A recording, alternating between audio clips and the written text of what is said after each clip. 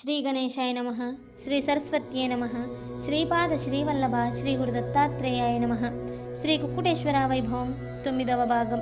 అంతటి శిష్యులు గురుదేవులు చెప్పుచున్న కథను వింటూ పరమానందంలో మునిగిపోయిరి. అటుపైన కథను వివరించండి గురుదేవ. శ్రీ పాదగయ క్షేత్ర ప్రధాన అర్చకుల అయిన శ్రీ రామచంద్రయ్య శర్మ గారు ఆ పసిబిడ్డను తన ఇంటికి తీసుకువెళ్ళిరి కదా. ఆ పసిబిడ్డ శ్రీ కుక్కుటేశ్వర స్వామి వారి ఆలయ వెనుక భాగంలో దొరుకుటకు కారణం ఏమి? పాదగయ క్షేత్రానికి ఆ పసిబిడ్డకు గల సంబంధమేమి? రామచంద్రయ్య శర్మ ఈ పసిబిడ్డ విషయంలో ఎటువంటి నిర్ణయములు తీసుకున్నారు? మాకొక విషయం అర్థం కావడం లేదు గురువర్య.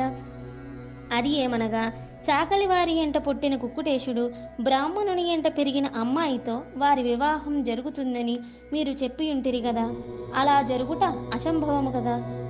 ఇది ఎటుల సాధ్యము? వివరించండి గురుదేవా.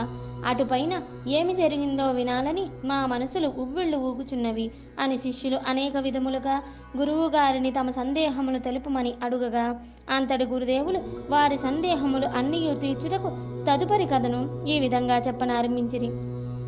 గత జన్మలో రాజదంపతులు కష్టాలు కన్నీళ్లు వరంగా ప్రసాదించమని ఆ పరమేశ్వరుడిని వరమడగగా, స్వామివారు వరమియ్యగా మహారాజు చాకలి ధర్మయ్య గృహమునందు నష్టజాతకునిగా జన్మించాడు.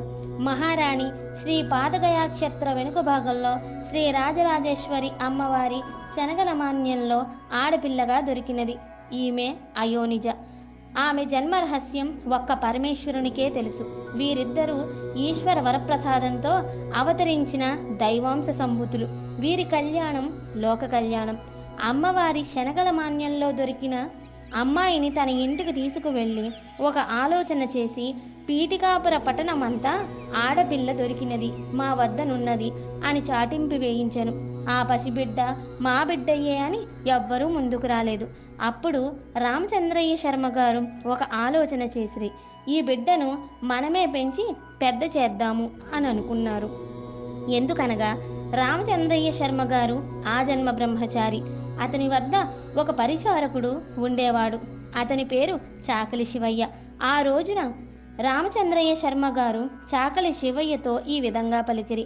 నాయనా శివయ్య, ఈ పాపను పెద్ద చేయడం వలన భవిష్యత్తులో చాలా ఇబ్బందులు ఎదురవుతాయి. ఎందుకంటే ఈ పాపకు జన్మ నక్షత్రములు లేవు, జన్మదాతలు ఎవరో తెలీదు. కనుక ఈ పాపను నీ పెంపకంలో పెంచుము. మీ ఇద్దరిని నేను పోషిస్తాను.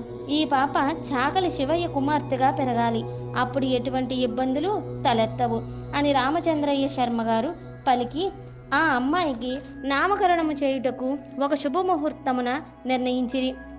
ఒక రోజున వీధిలో ఉన్న పిల్లలందరినీ రామచంద్రయ్య శర్మ గారు ఇంటికి పిలిచి అందరి సమక్షంలో స్వామివారి ఆశీస్సులతో ఈ అమ్మాయికి నామకరణం చెయ్యాలని, సాక్షాత్తు రాజరాజేశ్వరి అమ్మవారి శనగల మాన్యంలో దొరికింది కాబట్టి ఈ పాప పేరు ఈ రోజు నుండి రాజరాజేశ్వరి అని నామకరణము చేసిరి.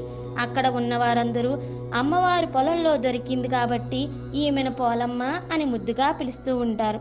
ఇంట్లో వారు, ఆలయంలో అర్చకులు అందరూ రాజేశ్వరి అని పిలుస్తూ ఉండేవారు. బయట వాళ్ళు పోలమ్మ అని పిలుస్తూ ఉండేవారు. అలా రాజరాజేశ్వరి పెద్దదవుతుంది.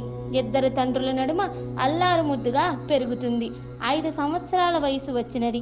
ఈ కథ ఇలా ఉండగా చాకలి ధర్మయ్య కొడుకు కుక్కుటేశుడు 10 సంవత్సరాల వయస్సుకు వచ్చెను అని గురువుగారు శిష్యులతో పలికిరి.